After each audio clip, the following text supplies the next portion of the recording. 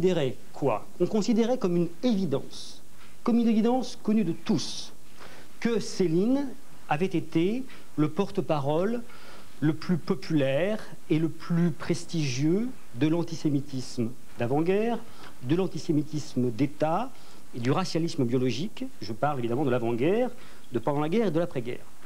On considérait ça comme une évidence. Et que peu à peu, à force de considérer ça comme une évidence, de mettre ça entre parenthèses, de même pas en faire mention, de faire comme Philippe Solers, par exemple, dans les articles de la guerre du goût, qui par ailleurs comporte des textes très stimulants. Abondamment. Hein, je cite, je commence par une citation de Solers. Je ne cite pas tellement que ça, parce que j'ai pas cité des phrases où il reprenait sa position d'antan, de 63, dans la guerre du goût, où il dit par exemple que Céline est passée à travers, en somme, le feu, la prison et le déshonneur. Bon, sans dire tout de même qu'effectivement il s'est déshonoré, quoi. Bon, alors il faut quand même commencer par dire qu'il s'est déshonoré.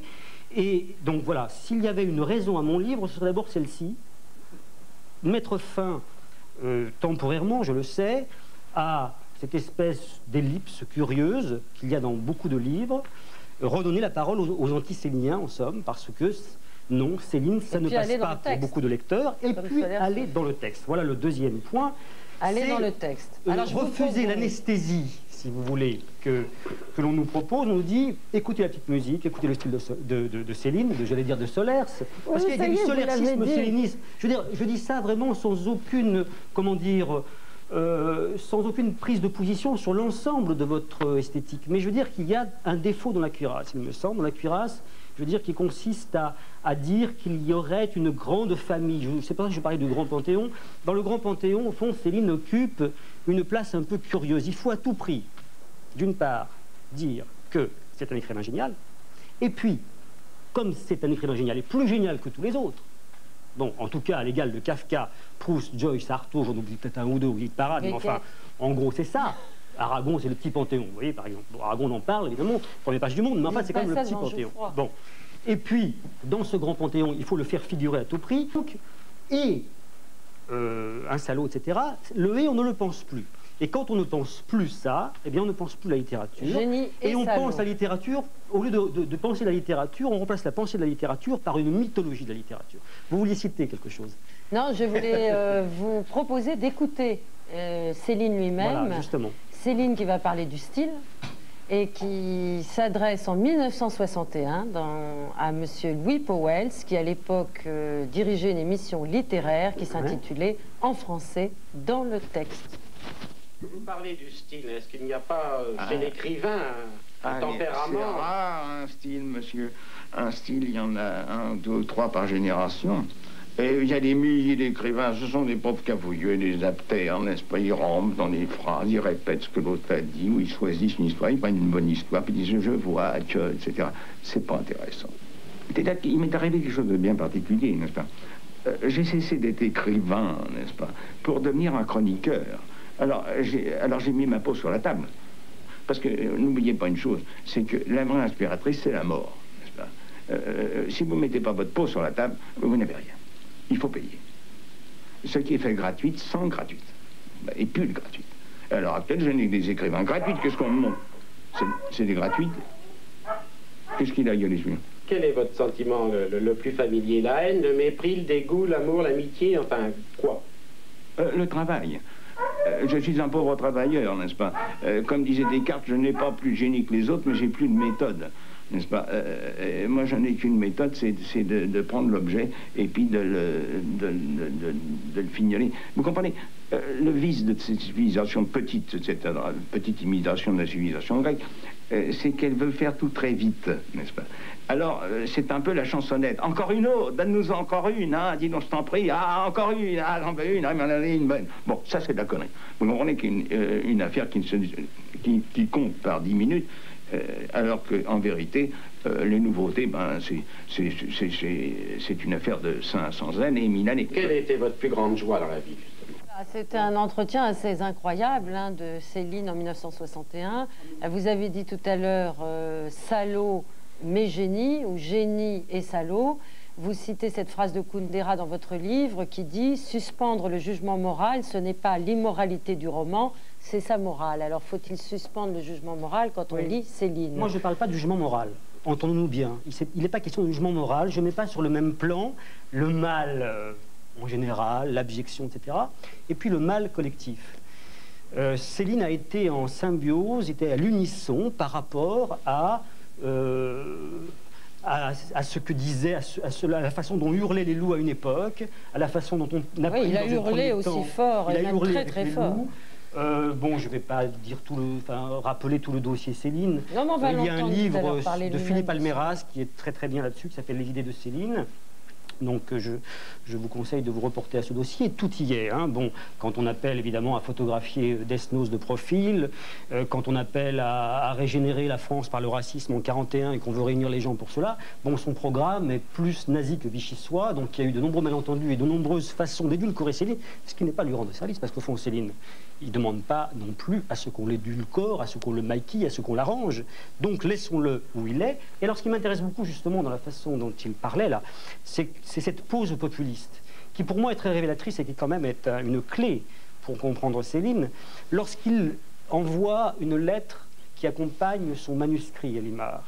Il emploie, c'est Philippe Almeras qui dit ça dans sa biographie, Haines et Passions chez Robert Laffont, il emploie l'imparfait du subjonctif populaire.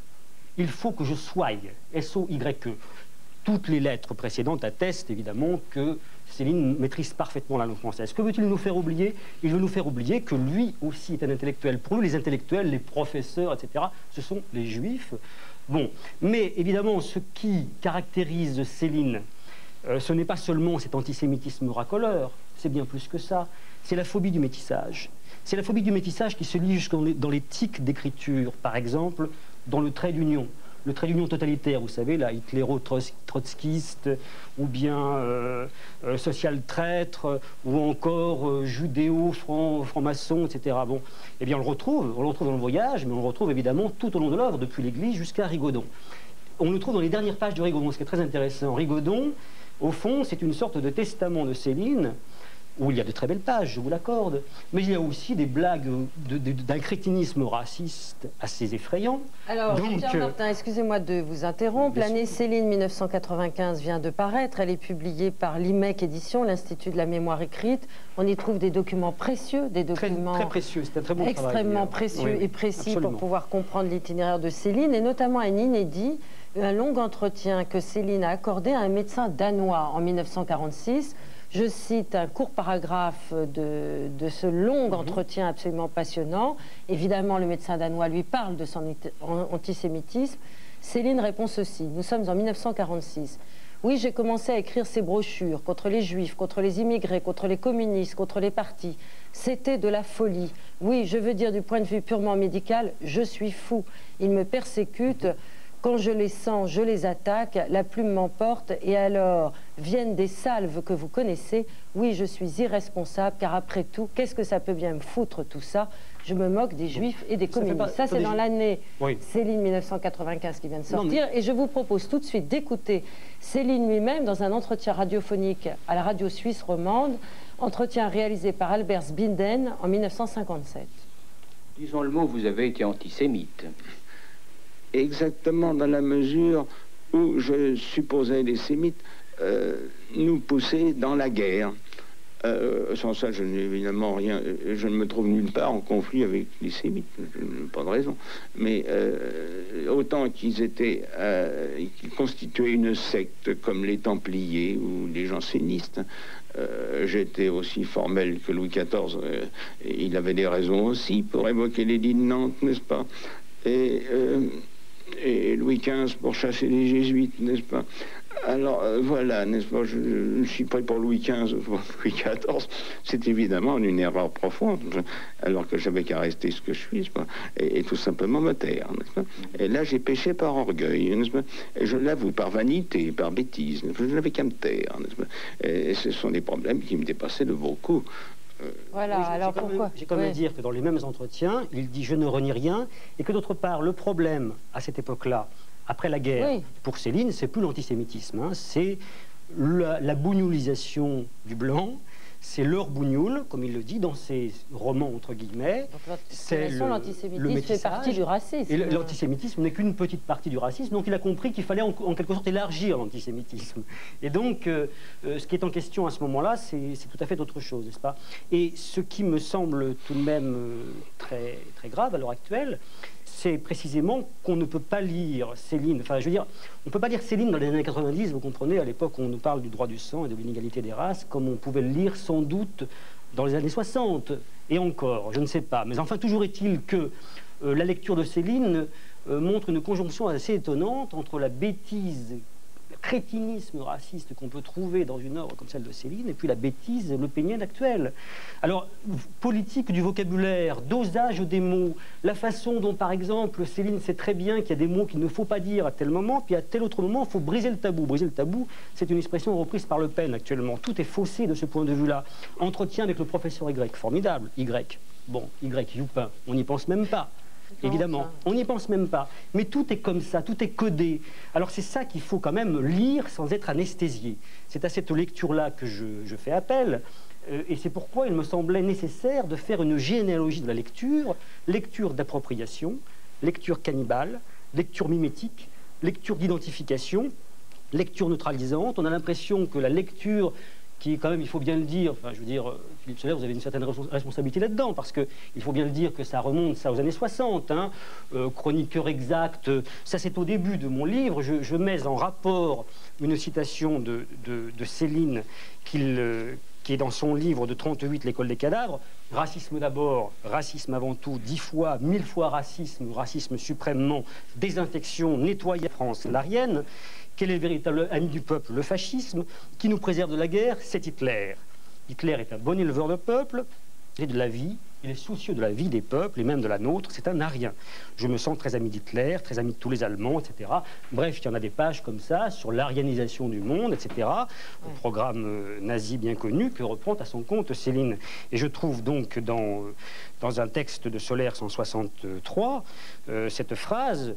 Le cauchemar historique que nous vivons a trouvé en Céline son seul chroniqueur exact. Certainement, ces livres resteront, dans un futur qui dépassera l'imagination, les seules marques profondes à garde de l'aurore moderne. Eh bien, je dis non. Je dis qu'il y a eu Primo Levi, qu'il y a eu Robert Antelme, qu'il y a eu Charlotte Delbo, pour nous dire quel est le cauchemar de notre siècle. Et que ce n'est pas quelqu'un comme Céline qui a fui avec les collabos à Sigmaringen. Sigmaringen, vous savez, nous sommes entre nous, là. Alors, pour nous, c'est évident, tout ça. Hein. Nous disons tout ça, nous le savons bien.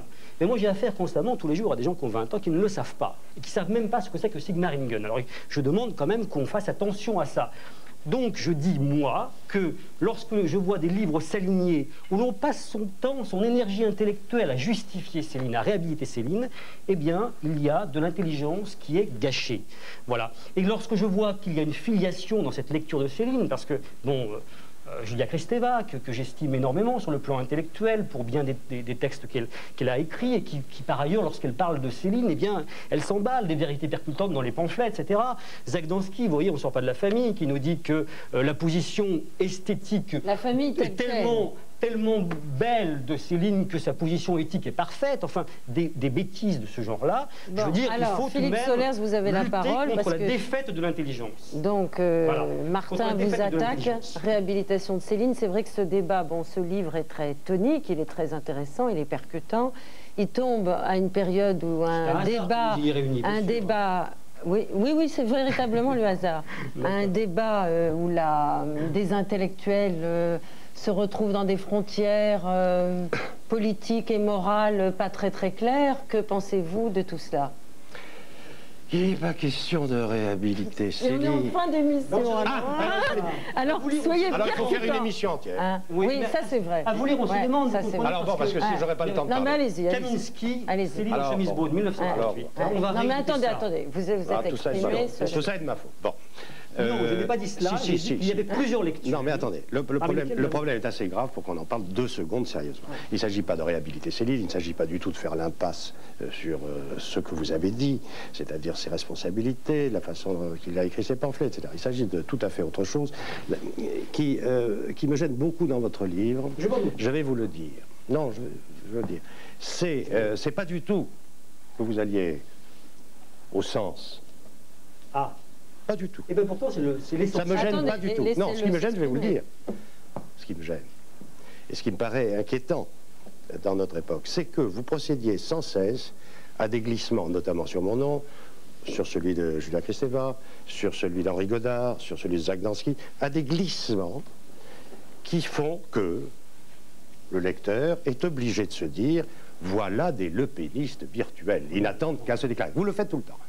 Ce qui est, excusez-moi de vous le dire, une ignominie. Enfin, et vous le faites, et vous le faites. Là, c'est la première fois que j'entends ça. Donc vous êtes très blessé, alors, très blessé. Mais bien sûr, mais vous le faites. Mais je peux vous montrer. Que vous ayez été gêné par ce livre, ça je Non, non, pas du tout. Je suis aucunement gêné par votre livre. Tenez, je suis... voilà le bouquin. Voilà, hein, il faut qu'il le relise. À peine je suis cité que... Ça vous a blessé. Écoutez, il y a à peine je suis cité que Le Pen arrive. Bon, je vais pas... une vraie lecture. Non, voilà, mais c'est ça qui me gêne. Beaucoup parce que ça voudrait dire que on passe notre temps à essayer de réhabiliter Céline et qu'on a dans la tête un programme idéologique qui serait de type néofasciste, etc. Alors qu'il y a des milliers de pages écrites, dont notamment un certain nombre sur Céline. Ce que vous appelez le grand panthéon qui vous gêne, c'est qu'on y ait fait rentrer Céline. Eh bien, il faudra vous y faire, parce que Céline est un énorme écrivain, il n'y a rien à faire. Vous avez raison de vous énerver sur le fait que peut-être, à la faveur d'événements historiques, il pourrait y avoir des gens faibles qui pourraient... Voilà.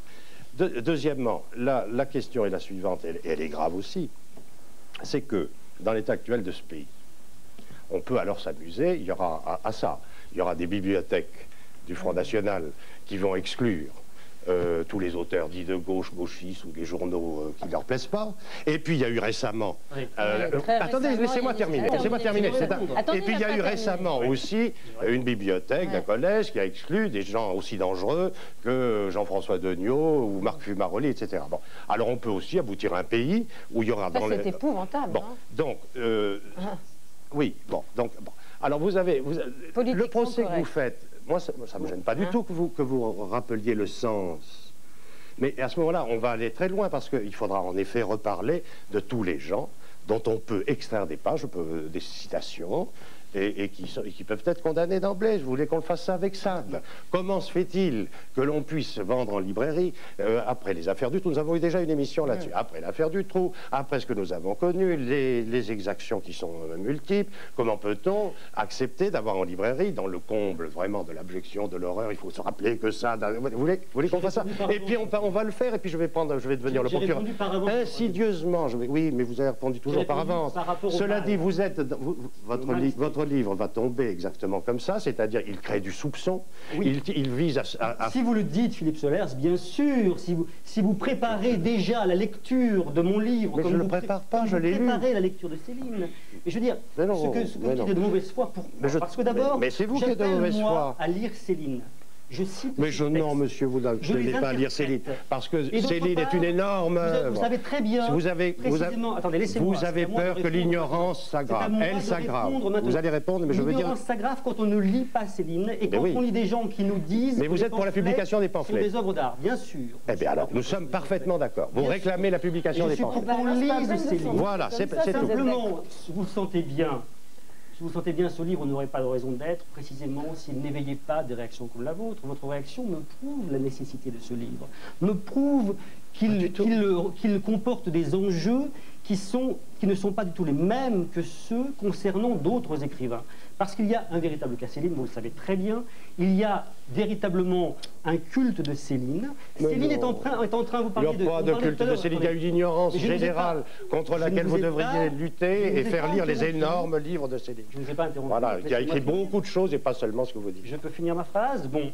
Et donc, il y a un vrai culte de Céline actuellement. Mais non. Céline est en train de personne. Est en train de prendre la place quasiment de Rimbaud, dans la continuation de Rimbaud. C'est l'écrivain maudit, persécuté, martyr. Hein, quand vous dites Céline, le feu, il a connu le feu, la prison et il a le déshonneur, oui, c'est vrai. Vous repeignez la façade du mythe. Non, pas du tout. Sous d'autres couleurs. Je dis la vérité. La façade du mythe Céline. Et moi, je dis qu'un livre, par exemple, comme Céline en chemise bleue de Kaminski, qui va être réédité par les éditions des Mille et une Nuits, il faut lire tout ça. C'est un livre nécessaire, écrit par un juif allemand qui s'appelle Kaminski, en 1938, qui venait des Brigades internationales d'Espagne, qui était anti-stalinien, et anti-nazi, et qui considérait donc, et il faut le rappeler, qui considérait que Céline était le troubadour du pogrom. Moi, je dis que Céline, il a été, à sa façon, un barde de la purification ethnique, comme aucun autre écrivain. Il y a eu des et quand vous parlez de Sade, etc., vous noyez le poisson, Philippe Sollers. Parce que ce n'est pas du tout la même question, et que je n'ai pas du tout parlé de quelqu'un d'autre. Je n'ai pas du tout parlé en termes moraux de Céline, j'ai parlé en termes politiques. Et que mon essai est un essai de politique littéraire, comme dirait Pascal Casanova, à propos de Beckett et Joyce.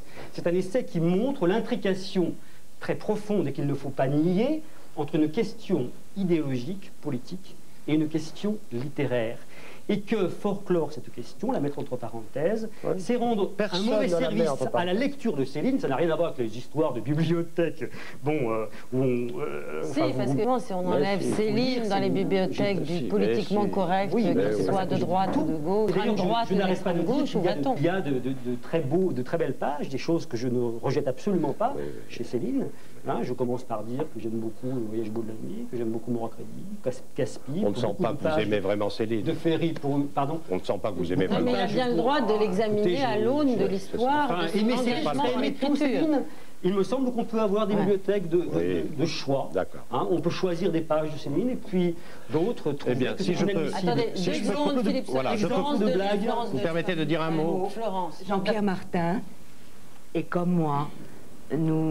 Nous enseignons à l'université. C'est très important, ça. Nous avons des étudiants de 20 ans ou de 25 ans. Et c'est vrai qu'il y a historiquement des choses qu'ils ne savent pas.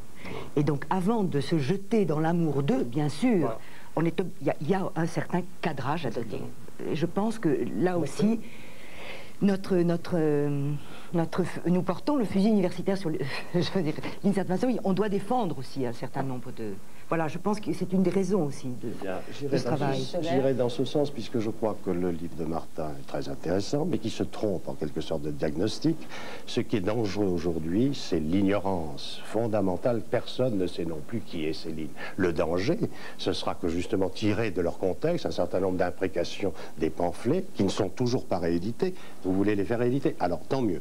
Que soit justement utilisé par la propagande politique.